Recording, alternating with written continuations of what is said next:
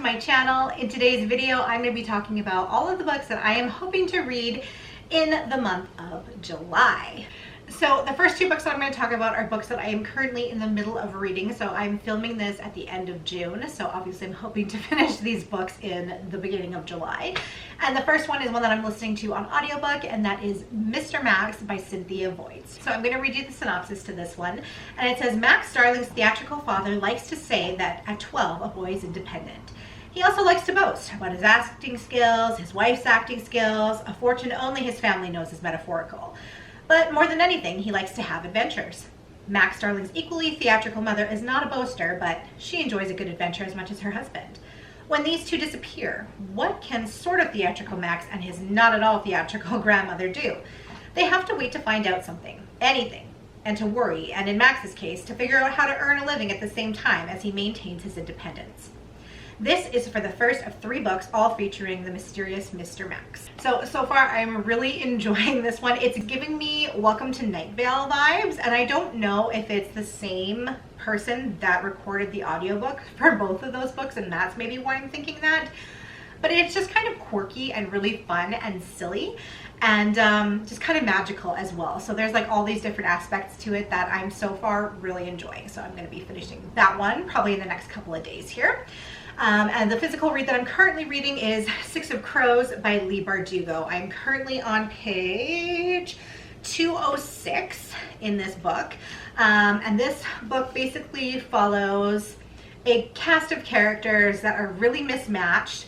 And they are trying to pull off this impossible heist. So we have a thief, and he has kind of recruited all of these different cast of characters, like I said, to kind of help him pull off this crazy heist that is going to be almost impossible.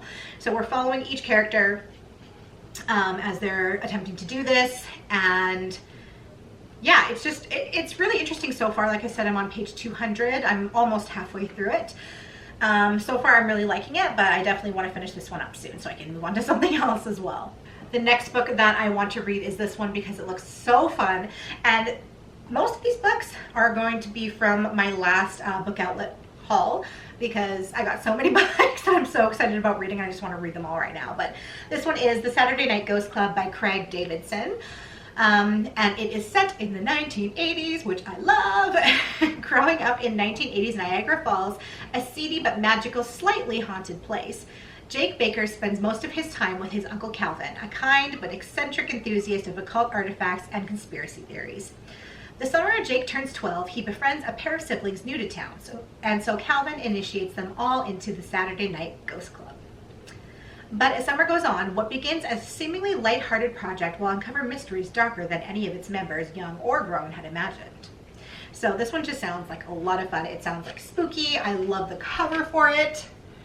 Like, this just seems like everything that I'm going to want in a book. So next is a book that I'm really excited to take with me this weekend because I'm going to be going to our lake, and I read the first one while I was at the lake, and that is Shadow of Fog Island by Mariette Lindstein. I talked about this book on my channel in the past.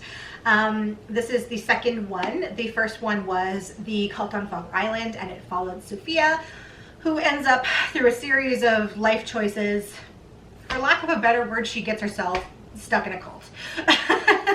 And this cult is based basically on an island. I like to read things, you know, in their atmosphere. So this one was on an island, so I read it at our cabin on the lake. And I really want to, I've been saving this one to read for this summer so that I could read it at our cabin on the lake, which I'm going to this weekend, so I'm really excited. So I'm going to read this one there. But yeah, basically this is the second installment to this series. I'm not sure if it's going to be a series or just a duology.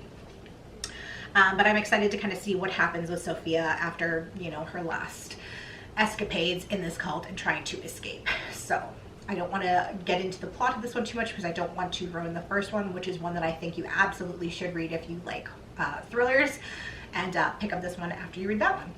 Next is A Dark and Starless Forest by Sarah Hallowell. And this one says, there's something in the forest and it's angry, violently angry. Derry and her 8 siblings live in an isolated house by the lake, separated from the rest of the world by an eerie and menacing forest.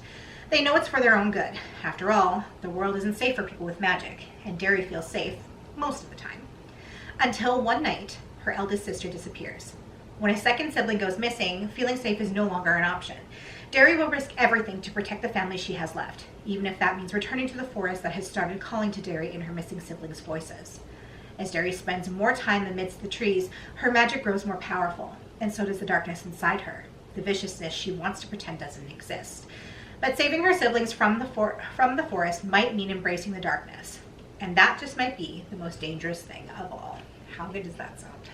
And another woodsy book is Lost in the Neverwoods by Aidan Thomas.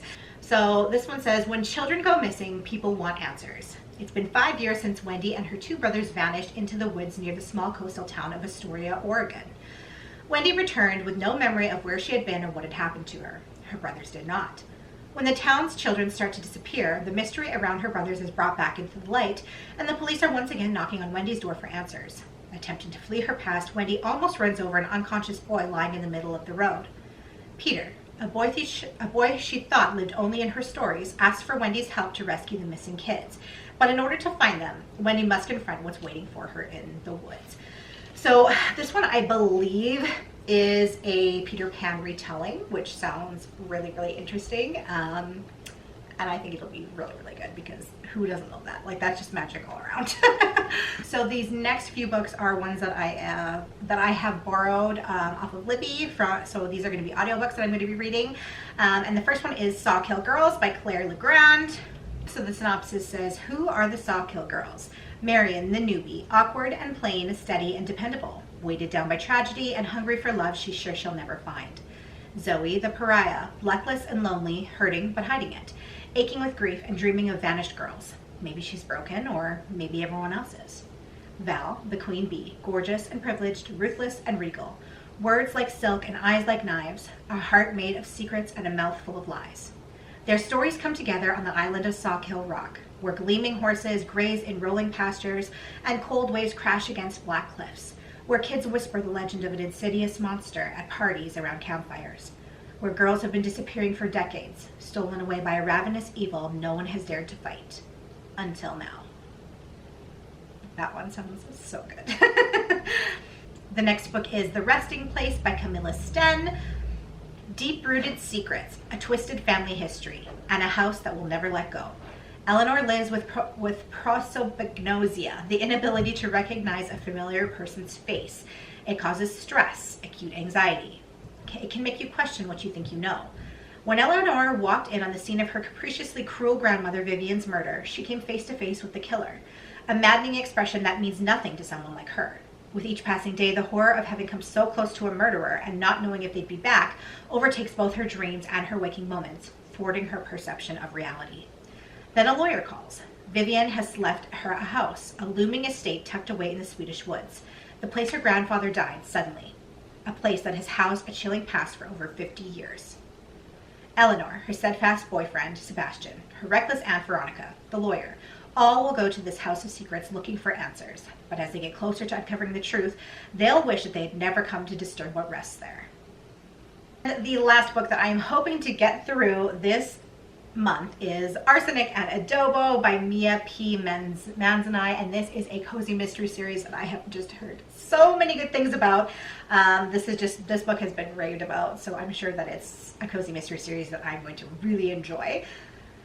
When Lila McCappell moves back home to recover from a horrible breakup, her life seems to be following in all the typical rom-com tropes. She's tasked with saving her Tita Rosie's failing restaurant, and she has to deal with a group of matchmaking aunties who shower her with love and judgment. But when a notoriously nasty food critic, who happens to be her ex-boyfriend, drops dead moments after a confrontation with Lila, her life quickly serves from a Nora Ephron rap to an Agatha Christie case. With the cops treating her like she's the one and only suspect, and the shady landlord looking to finally kick the Maganapple family out and resell the storefront, Lila's left with no choice but to conduct her own investigation.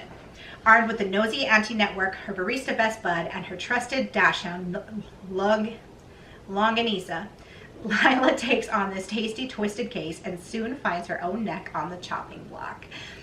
How fun.